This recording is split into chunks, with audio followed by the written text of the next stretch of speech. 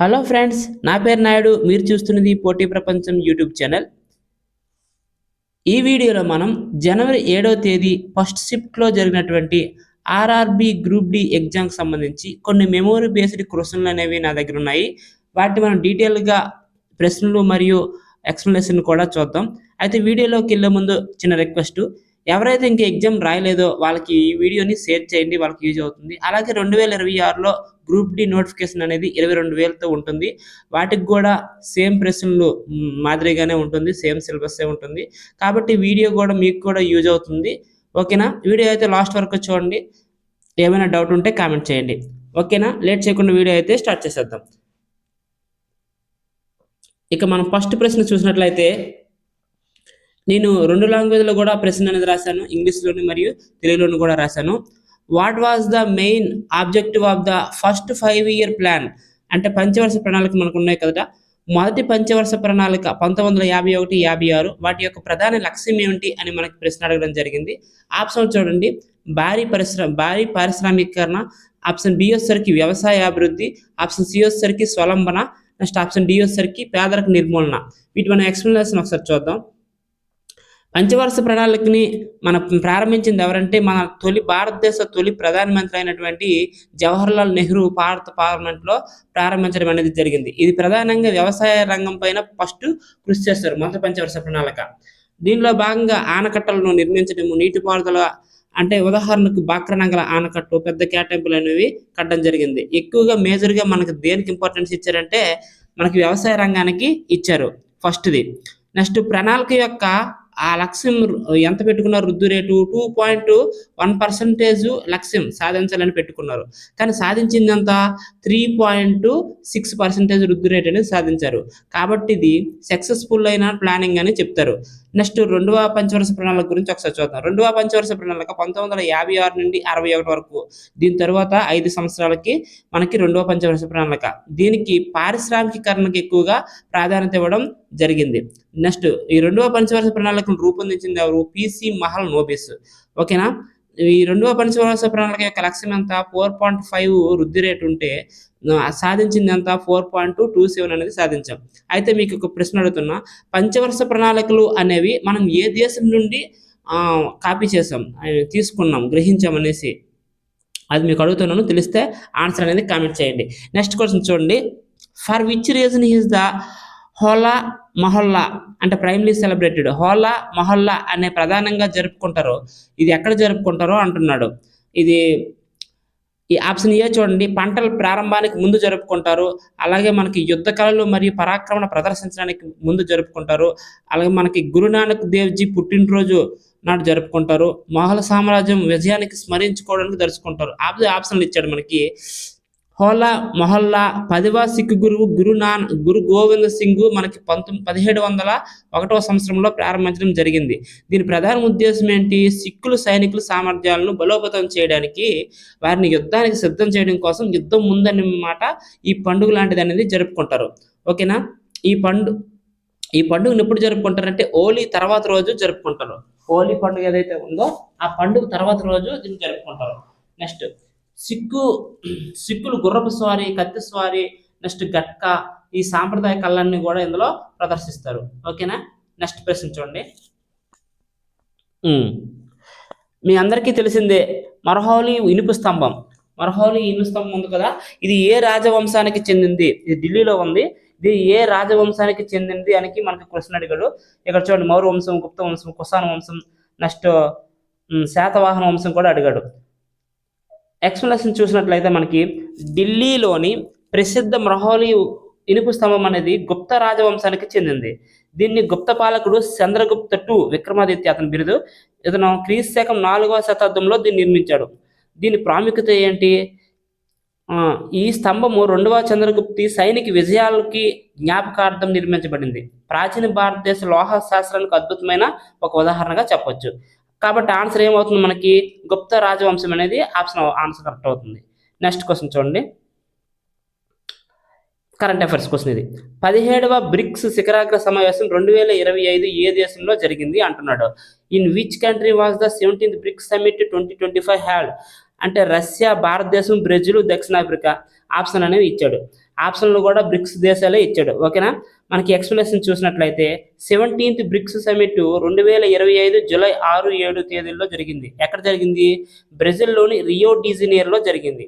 Brazil అధ్యక్షుడు మనకి Luiz Inacio Lalu డిసల్వా, ఇతను మనకి అధ్యక్ష వహించడం జరిగింది ఈ సమావేశానికి. ఈ బ్రిక్స్ యొక్క థీమ్ మనకి చాలా చాలా ఇంపార్టెంట్, గుర్తుపెట్టుకోండి, నెక్స్ట్ అడిగే ఛాన్స్ ఉంది. మరింత సమగ్ర మరియు సుస్థిరమైన పాలన కోసం గ్లోబల్ సౌత్ సహకారాన్ని బలోపేతం చేయడం. ఓకేనా. ఇది strengthening global south cooperation for more inclusive and sustainable governance. ఇటీవల ఇండోనేషియా అధికారికంగా బ్రిక్స్ గ్రూప్లో చేరింది. బ్రిక్స్ అంటే ఎవరెవరు? Brazil, Russia, India, China, south Africa. వీటిలో ఇప్పుడు 10వ సభ్య దేశంగా మనకి ఏ దేశం చేరింది? ఇండోనేషియా చేరింది. ఇది జనవరి 2025 నుంచి అమల్లోకి వస్తుంది. ఓకేనా. నెక్స్ట్ క్వశ్చన్ చూడండి. 2025 మేలో భారతదేశం నిర్వహించిన ఆపరేషన్ సింధూర్. నిన్న మీకు వీడియో పార్ట్ 1లో కూడా ఆపరేషన్ సింధూర్ గురించి ఒక క్వశ్చన్ అడగడం జరిగింది. జనవరి 5వ తేదీన సెకండ్ షిఫ్ట్లో అడిగాడు. ఇక్కడ చూడండి, ఆపరేషన్ సింధూర్ గురించి మరొక క్వశ్చన్ అడిగాడు. అంటే ఆపరేషన్ సింధూర్కి సంబంధించి మీరు కొంచెం బాగా చదువుకొని వెళ్ళండి, ఇంకా ఎగ్జామ్ కానివారు. ప్రశ్న ఏంటి అడిగాడు?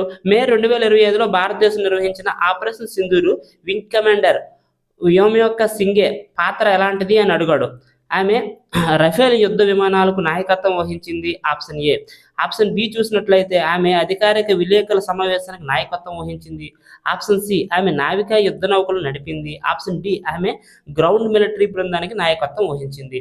ఓకే, మన ఎక్స్ప్లెనేషన్ చూసినట్లయితే భారత వైమానిక దళంలో అనుభవజ్ఞురాలైన హెలికాప్టర్ పైలట్ వింగ్ కమాండర్ హోమియోక్ సింగ్ మే 7వ తేదీ 2025లో ఆపరేషన్ సింధూరు మొదటి అధికారిక మీడియా సమావేశాన్ని సంయుక్తంగా అంటే మీడియా సమావేశానికి ఆమె నాయకత్వం వహించారనమాట. ఓకేనా. ఎంత పెద్ద సైనిక ఆపరేషన్ గురించి ఇద్దరు మహిళా అధికారులు ప్రపంచానికి వివరించడం ఇదే మొదటిసారి. ఓకేనా. మన కరెక్ట్ ఆన్సర్ వచ్చేసరికి ఏమవుతుంది అప్పుడు? మీడియా సమావేశానికి, కాబట్టి ఆప్షన్ బి అనేది మనకి ఆమె అధికారిక విలేకరుల సమావేశానికి నాయకత్వం వహించారు అనేది కరెక్ట్ ఆన్సర్ అవుతుంది. ఎక్స్ప్లెనేషన్ ఇక్కడ ఉంది, ఒకసారి చూడండి. నెక్స్ట్ క్వశ్చన్ చూడండి. ఆర్థిక వ్యవస్థలో కొనుగోలుదారులు మరియు విక్రేతలు తమ విధులను సమర్థవంతంగా నిర్వహిస్తే ఆర్థిక వ్యవస్థపై ప్రాథమిక ప్రభావం ఏముంటుంది? ఒక ఆర్థిక వ్యవస్థ ఉంది. ఈ ఆర్థిక వ్యవస్థలో కొనుగోలుదారులు అంటే కొనేవాళ్ళు, బయ్యర్స్ ఎవరున్నారు, బయ్యర్స్ మరియు సెల్లర్స్ తమ విధులను సమర్థవంతంగా నిర్వహిస్తే ఆర్థిక వ్యవస్థ పైన ప్రభావం ఎలా ఉంటుంది అనేసి అడుగుతున్నాడు. ఇక్కడ ఆప్షన్ చూడండి, ఎకానమిక్ క్వశ్చన్ ఇది. ఆప్షన్ ఏ, మార్కెట్ అసమతుల్యత ఏర్పడుతుంది అంటాడు. ఆప్షన్ బి, సమర్థవంతమైన వనరుల కేటాయింపు మరియు మార్కెట్ అసమతుల్యత ఏర్పడుతుంది. ఆప్షన్ సి వచ్చేసరికి మనకి వస్తువుల ధరలలో అధిక పెరుగుదల ఉంటుంది. ఆప్షన్ డి, వాణిజ్య కార్యకలాపాలు గణనీయమైన తగ్గుదల ఉంటుంది. ఒకసారి మనం ఎక్స్ప్లెనేషన్ చూద్దాం. కొనుగోలుదారులు తమ ప్రయోజనాన్ని పెంచుకోవడానికి మరియు విక్రేతలు తమ లాభాన్ని పెంచుకోవడానికి వ్యవహరించినప్పుడు డిమాండ్ మరియు సరఫరా ఒకదానికొకటి సమానంగా ఉండే మార్కెట్ పరిస్థితి ఏర్పడుతుంది. అంటే సమానంగా ఉంటుంది కొన్నది మరియు అమ్మింది, అంటే మనకి ఏమవుతుంది? సమతుల్యం ఏర్పడుతుంది. ఆప్షన్ బి అనేది మనకి కరెక్ట్ ఆన్సర్ అవుతుంది. ఓకేనా. నెక్స్ట్ క్వశ్చన్ చూడండి. అర్థం అవ్వకపోతే కామెంట్ చేయండి, నేను మళ్ళీ అదే క్వశ్చన్ని నెక్స్ట్ వీడియోలో మీకు ఎక్స్ప్లెయిన్ చేయడానికి చూస్తాను. Match the following book and author. ఇక్కడ చూడండి, క్రింది పుస్తకాలను వాటికి సంబంధించిన రచయితలను జతపరచండి అని ఇచ్చాడు. ఒకటో చూడండి తెల్ల పులి, వైట్ టైగర్. ఇక్కడ రెండో చూడండి మిడ్ నైట్ చిల్డర్. ఇవి రెండు బుక్లు అనమాట. రైట్ సైడ్ చూడండి సల్మాన్ రష్దీ, అరవింద్ హెడిగా మనకి ఆప్షన్ అనేవి ఇచ్చాడు. ఇక్కడ మ్యాచింగ్ అనేది చెయ్యాలి, కింద ఆప్షన్ అనేవి ABCD ఇచ్చాడు. ఓకేనా. ది వైట్ టైగర్ అనే పుస్తకాన్ని అరవింద్ హెడిగా రాశారు. ఇది ఫస్ట్ నవల ఆయనకి. అయితే రాసిన తర్వాత 2008లో బుక్కర్ ప్రైజ్ కూడా వచ్చింది. నెక్స్ట్ మిడ్ నైట్ చిల్డ్రన్ అనేది సల్మాన్ రష్దీ రచించారు. దీనికి 1981లో బుక్కర్ ప్రైజ్ వచ్చింది. అలాగే 1993లోను మరియు 2008లో బుక్కర్ ఆఫ్ ది బుక్కర్ వచ్చింది. అంటే బుక్కర్ ప్రైజుల్లోని అన్నింటిలోని కలిపి మళ్ళీ ఉత్తమైన బుక్కర్ ప్రైజ్ అందుకున్న బుక్ ఏదైతే మిడ్ నైట్ చిల్డ్రన్. నెక్స్ట్ భారతదేశ స్వతంత్రం మరియు విభజన. దీంట్లో ఏముందంటే మిడ్ నైట్ చిల్డ్రన్లో భారతదేశ స్వతంత్రం మరియు విభజన నేపథ్యంలోని ఏం జరిగిందో అనేసి ఒక మాయా వాస్తవ నవల అనమాట. ఊహించుకొని రాసుకున్న ఒక వాస్తవ నవల. కాబట్టి దీనికి ఆన్సర్ ఏమవుతుంది? తెల్లపూలు అనేది అరవింద్ హెడిగా రాశారు, మిడ్ నైట్ చిల్డ్రన్ అనేది సల్మాన్ రష్దీ రాశాడు. అంటే 1, 2 ఉండేది. ఆప్షన్ బి అనేది కరెక్ట్ ఆన్సర్ మనకి. నెక్స్ట్ క్వశ్చన్ చూడండి. 2023 హాంగ్‌జౌ ఆసియా క్రీడల్లో 2023 హాంగ్‌జౌ ఆసియా క్రీడల్లో భారతదేశం ఏ క్రీడలో మొదటి బంగారు పతకాన్ని గెలుచుకుంది అంటాడు. ఆప్షన్ ఏ చూడండి మనకి మహిళా క్రికెట్, ఆప్షన్ బి పురుషులు 100 మీటర్లు 10 మీటర్ల ఎయిర్ రైఫిల్ జట్టు, అలాగే ఆప్షన్ సి వచ్చేసరికి ఈక్విస్టియన్ డ్రెస్సెస్ బృందం, నెక్స్ట్ ఆప్షన్ డి వచ్చేసరికి అథ్లెటిక్స్. మనకి ఎక్స్ప్లెనేషన్ చూడండి. పురుషుల 10 మీటర్లు ఎయిర్ రైఫిల్ అనేవాళ్ళు ద్రాక్ష పటేలు, ఐశ్వర్య ప్రతాప్ సింగ్ తోమరు మరియు దివ్యాక్ష సింగ్ పన్వారు. ఈ ముగ్గురు కూడా మనకి పురుషుల 10 మీటర్ల రైఫిల్ నుండి మనకి బంగారు పథకం ఫస్ట్ తేవడం జరిగింది. Option B correct answer. Next మనం ఇదే ఆసియా క్రీడలకు వచ్చేసరికి హాంగ్‌జౌ ఆసియా క్రీడలకు వచ్చేసరికి మన పథకాల పట్టిక ఒకసారి చూద్దాం. మరి కొన్ని ఇన్ఫర్మేషన్ 2023లో 107 పథకాలతో ఇండియా 107 పథకాలు సాధించింది ఇండియా. అందులోని 28 గోల్డ్ పథకాలు, నెక్స్ట్ రజత పథకాలు 38, నెక్స్ట్ 41 కాంస్య పథకాలు. 2023లో మన స్థానం ఎంత ఉంది? ఆసియా క్రీడలు అంటే 4th ప్లేస్లో ఉన్నాం. ఫస్ట్ ప్లేస్ ఏంటి నాకు క్వశ్చన్, మీరు ఆన్సర్ అయితే కామెంట్ చేయండి. Next question. రౌఫు మరియు అఫీజ్ అనే నృత్యాలు ప్రధానంగా ఏ పండుగ సందర్భంలో చేస్తారు? రౌఫు అండ్ అఫీజ్ అనే పిలవబడే సౌఫ్ అనే పలిమిరి మనకి ఇది పండుగలు ఏ పండుగలో చేస్తారని అడుగుతున్నాడు అనమాట. రౌఫు మరియు అఫీజ్ అనేవి ఒక నృత్యాలు, డ్యాన్స్లు అవి. ఆ డ్యాన్స్లు అనేవి ఏ పండుగలో చేస్తారు అని మనకి ప్రశ్న అనేది అడుగుతున్నాడు. ఆప్షన్ చూడండి. పండుగలు లోహ్రీ, ఈద్ అంటే మీకు తెలుసు ఆల్రెడీ, ముస్లింల పండుగ. నెక్స్ట్ ఆప్షన్ సి చూడండి ఎమీస్ festival. Next option D Baisakhi. ఓకేనా? ఆప్షన్ చూసారు కదా, ఎక్స్ప్లెనేషన్ ఒకసారి చూద్దాం. రౌఫ్ అనేది జమ్మూ అండ్ కాశ్మీర్లో అత్యంత ప్రసిద్ధమైన సాంప్రదాయ జానపద నృత్యం అనమాట. రౌఫ్ అనేది ఏంటి? జమ్మూ అండ్ కాశ్మీర్లోని అత్యంత సాంప్రదాయమైన జానపద నృత్యం.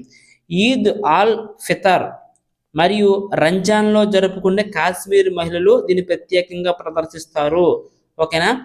నెక్స్ట్ వసంతకాలం రాకను స్వాగతం పలుకుతూ కూడా, అంటే మనం ఇప్పుడు వసంతకాలం ఎప్పుడైతే వస్తుందో ఆ వసంతకాలానికి స్వాగతం పలుకుతూ కూడా ఈ డ్యాన్స్ అనేది చేస్తారు.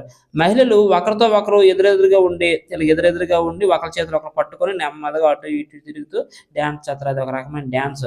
అయితే కరెక్ట్ ఆన్సర్ ఏంటవుతుంది? ఈద్ అనేది మనకి కరెక్ట్ ఆన్సర్. ఇక్కడ ఇచ్చాడు కదా,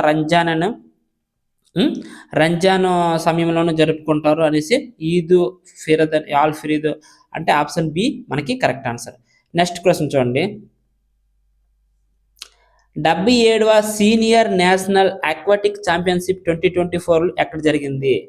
where was the 77th senior national aquatic championship 2024 held అంటే ఎక్కడ జరిగింది అని అడుగుతున్నాడు. ఆప్షన్ చూడండి బెంగళూరు, మంగళూరు, హైదరాబాద్, తిరువనంతపురం.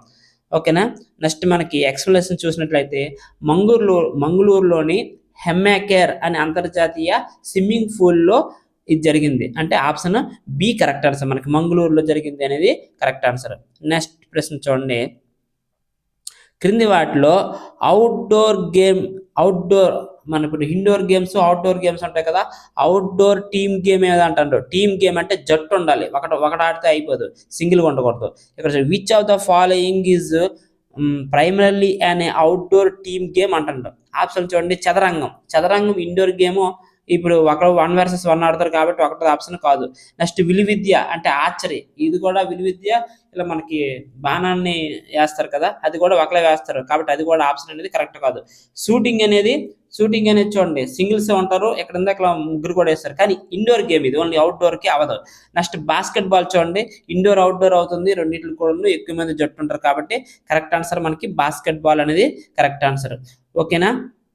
పార్ట్ 1 వీడియో ఎవరైనా చూడకపోయినా ఉన్నట్లయితే లింక్ డిస్క్రిప్షన్లో ఇస్తాను, చూడండి. అందులో సైన్స్ క్వశ్చన్స్ ఉంటాయి, కరెంట్ అఫైర్స్ క్వశ్చన్స్ ఉంటాయి. 2026కి చాలా చాలా చాలా చాలా ఇంపార్టెంట్ మీకు రైల్వే జాబ్ అనేది. ఓకేనా? Thank you for watching. మీకు ఇంకా ఇప్పుడు జనవరి 7వ తేదీన జరిగినటువంటి ప్రశ్నలు ఏమైనా మీరు ఎగ్జామ్ రాసి ఉంటే తెలిసినట్లుంటే కామెంట్ చేయండి, వాటిని కూడా యాడ్ చేసి నెక్స్ట్ వీడియోలో చెప్తాను. Thank you. All the best.